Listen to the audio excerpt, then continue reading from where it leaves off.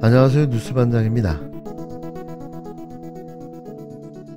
더불어민주당 이재명 대표는 18일 국회의장 후보 선거가 당원 중심 정당을 구축하는 첫 길에서 치러졌다며 그 길을 가다 보면 이슬에 젖는 일도 생긴다고 말했습니다. 이는 의도하지 않았던 일이 벌어질 수도 있다는 의미로 해석되는데요. 즉 이 대표의 의지와 당원들의 입장에 반하는 결과가 나올 수 있는 변수에 대해 언급한 겁니다. 이번 22대 전반기 국회의장 출마 결과를 빗대 우회적으로 이야기한 것으로 해석되는데요. 그만큼 의외의 결과였던 거죠.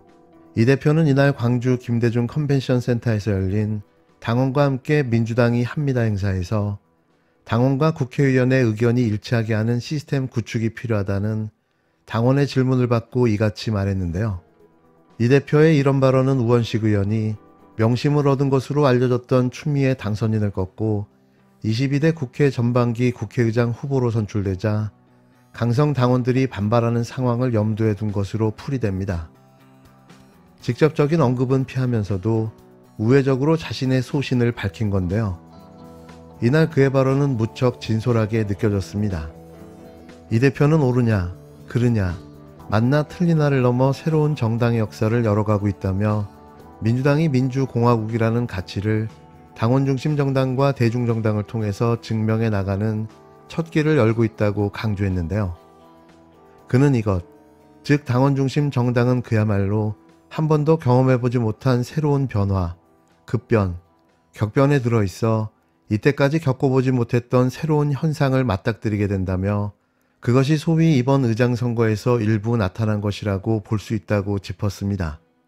이어 아무래도 첫 길을 가다 보니 이슬에 많이 젖고 없는 길이어서 스치는 풀잎에 다칠 수도 있다며 그러나 민주주의를 당원들이 개척하고 있다고 자부심을 가져주면 좋을 것 같다고 말했는데요. 이 대표의 이런 발언에는 의장 선거 결과에 반발하는 강성 지지층을 다독이며 이해를 당부하는 의미를 담은 것 아니냐는 해석이 나옵니다. 그러면서 이 대표는 당원 중심 정당의 정체성을 더욱더 강화하겠다는 점도 분명히 했는데요. 그는 지방선거 공천에서 당심을 확대 반영해야 한다는 취지의 당원 질문에 기본적인 생각은 앞으로 당을 지금보다 더 당원 중심 정당으로 바꿔가자는 것이라며 시도당 위원장이 실제 공천권을 가져 시도당 위원장 선거에서 권리당원표 비중을 높이는 것을 연구 중이라고 말했습니다. 현재 시도당 위원장 선거에서 대의원과 권리당원표 비중은 50대 50인데요. 민주당은 이미 총선을 앞두고 권리당원 대 대의원 표의 반영 비율을 60대 1에서 20대 1 미만으로 바꿔 권리당원 표 비중을 확대하는 내용으로 전당대회 규정을 개정한 바 있습니다. 이재명 대표의 많은 생각과 고민을 느낄 수 있었는데요. 어떻게든 향후 민주당이 당원 중심의 정당으로 거듭나야 한다는 확고한 의지와 신념을 가지고 있는 거죠. 그렇다면 이번 우원식 국회의장 후보자 선출은 뭘까요? 아직도 정당 정치는 국회의원 중심으로 진행되어야 한다는 권위적이고 시대착오적 생각을 갖고 있는 일부 의원들의 반란이었다는 건데요. 이재명 대표의 생각과 반한 결과가 나왔고 이에 변화가 필요하며 변화해 가는 과정이라고 당원들에게 이해를 구한 겁니다. 민주당이 민주공화국이라는 가치를 당원 중심 정당과 대중정당을 통해 증명해 나가는 첫 길을 열고 있다. 당원 중심 정당은 그야말로 한 번도 경험해보지 못한 새로운 변화, 급변, 격변에 들어있어 이때까지 겪어보지 못했던 새로운 현상을 맞닥뜨리게 됐다. 이 힘들고 어려운 민주주의라는 길을 당원들이 개척하고 있다고 자부심을 가져주면 좋을 것 같다. 이게 진짜 이재명 대표의 속마음이었는데요. 저도 진짜 열받고 분합니다. 그렇게 표를 구걸하듯 애걸복걸 해대더니만 당선 후 안면을 몰수하고 당원들의 뒤통수를 치는 만행을 저지른 건데요. 이에 많은 지지자분들과 당원들이 분노했고 이어 탈당이라는 수단으로 민주당 22대 당선자들에 대한 분노를 표출하고 있는 겁니다. 저는 충분히 우리들의 분노를 전달했다고 보여지는데요. 물론 제 생각과 다른 분들도 많이 계실 거라 생각됩니다. 하지만 탈당을 하게 되면 1년 동안 재입당이 불가능하게 되는데요. 미운하고 오나 대한민국을 저들로부터 지켜낼 수 있는 힘을 가진 진보 세력의 정치 집단, 저는 탈당하지 않겠습니다. 그리고 탈당할 생각도 없습니다. 이번만큼은 저도 그 누구보다 화가 많이 났고 이 분노는 쉽사리 사그러들지 않을 텐데요. 이날 이재명 대표의 말을 듣고 조금은 다른 생각을 해봤습니다. 누가 그를 지켜줄까? 누가 그의 옆에서 힘을 보태줄 수 있을까? 그건 우리들입니다. 소중한 당원의 권리로 이재명 대표를 보호하고 지켜줄 수 있지 않을까요? 저는 그래서 탈당하지 않겠습니다. 우원식 국회의장 후보 선출이요. 저 또한 아직도 분이 풀리지 않는데요. 하지만 누구 좋으라고 탈당합니까? 전 절대 탈당하지 않겠습니다. 끝으로 18일 있었던 이재명 대표의 발언을 들으며 마무리하겠습니다. 전 그의 이 발언이 이 사태를 정리하는 말이 됐으면 합니다. 당원과 의원의 의견이 일치하게 하는 시스템 구축이 필요한 것 같다. 방법이 있겠냐? 권혜임 씨? 권혜임? 네네. 사실 그 얘기를 하고 싶은 거였죠? 점잖게 하셨는데, 어떻게 이 얘기를 누가 한번 해주실까요? 엄청 어려운 얘기야. 오늘 한 말씀도 안 하셔서. 네. 근데 너무 어려운. 자, 여러분. 어떻게 피하나 했는데 결국 이게 딱 맞닥뜨렸습니다. 맞닥뜨려서, 이게 이제 구체적인 말씀을 드리긴 좀 어렵고, 이제 그 말씀은 하나 드리도록 하겠습니다. 당원 중심의 대중정당, 또 의원들 중심의 원내정당, 이게 언제나 좀 부딪힙니다. 미국 같은 경우는 이제 원내 중심 정당이라고 하죠. 의원들이 당의 중심이에요. 근데 우리는 여러분 아시는 분 많으실 텐데 소위 이제 민주주의 국가, 그러니까 실질적으로 정당이 경쟁하는 민주적 체제 나라 중에서 당원이 제일 많은 나라가 우리나라입니다. 공산당, 중국, 북한 이런 데 빼고 일당 독재 국가 빼고 정당이 실질적으로 경쟁하는 나라 중에서는 대한민국 민주당 당원이 전 세계에서 제일 많습니다. 어쩌면 민주주의 역사, 정당 역사에서 세계적인 첫 길을 열고 있는 상황이라고 할 수 있습니다. 이거는 그야말로 한 번도 경험해 보지 못한 새로운 변화, 급변 또는 격변에 지금 중심에 우리가 들어와 있기 때문에 사실은 이때까지 겪어보지 못했던 새로운 현상들이 맞닥뜨리게 됩니다.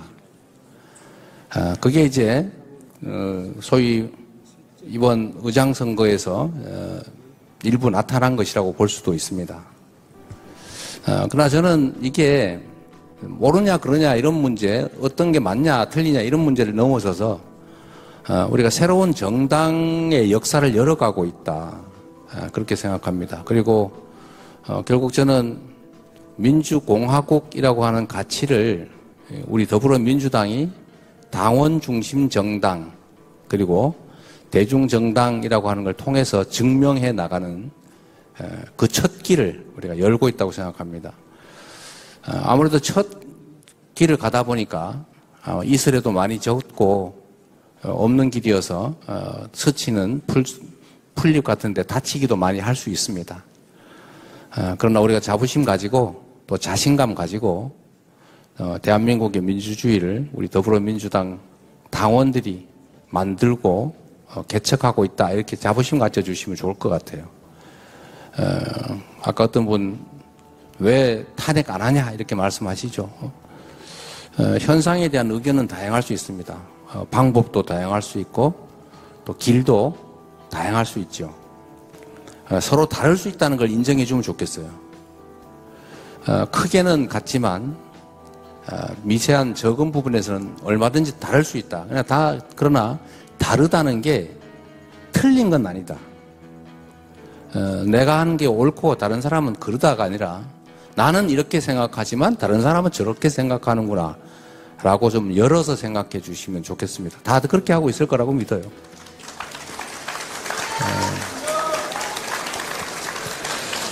그리고 앞으로 정말 엄혹한 정치 환경 아닙니까?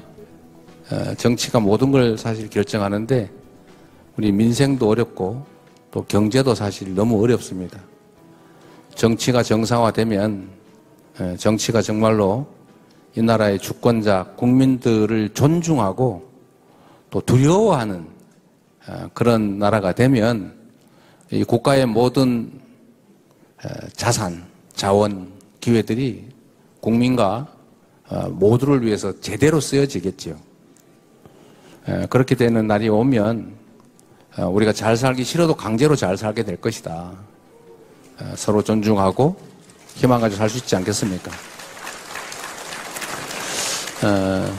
그냥 정리 삼아서 마지막으로 이 말씀을 좀 드리고 이제 끝내도록 할게요. 제가 아까 민생 방안이 뭐냐 이런 얘기를 해서 각각 확인했습니다만 사실 우리 사회의 가장 심각한 현실적인 문제는 불평등과 양극화 그리고 불공정이죠. 저는 확신하는데 우리가 가진 자산 기회는 참으로 많다. 그런데 이게 고르게 분포해서 제대로 효율을 발휘한다면 지금보다는 훨씬 나은 세상을 만들 수 있는데 이게 한쪽으로 너무 지나치게 쏠리다 보니까 어느 한쪽은 부족해서 못 쓰고 어느 한쪽은 남아서 썩어가고 있다. 이게 곧 양극화의 문제 아니겠습니까? 그리고 그건 결국 불공정과 불평등의 결과죠. 그리고 이게 또 다른 불평등과 불공정을 낳습니다. 이걸 극복하는 힘이 바로 저는 정치라고 생각해요. 그리고 정치의 핵심은 결국 정치인들 스스로 해결해 나가거나 만드는 것이 아니라 결국 우리 국민들이 결정한다. 매우 어렵고 매우 시간 걸리고 정말로 복잡하고 앞이 잘 안 보이는 캄캄한 일이긴 하지만 결론은 결국 이 길은 국민들이 연다. 그리고 국민만이 열 수 있다는 것입니다.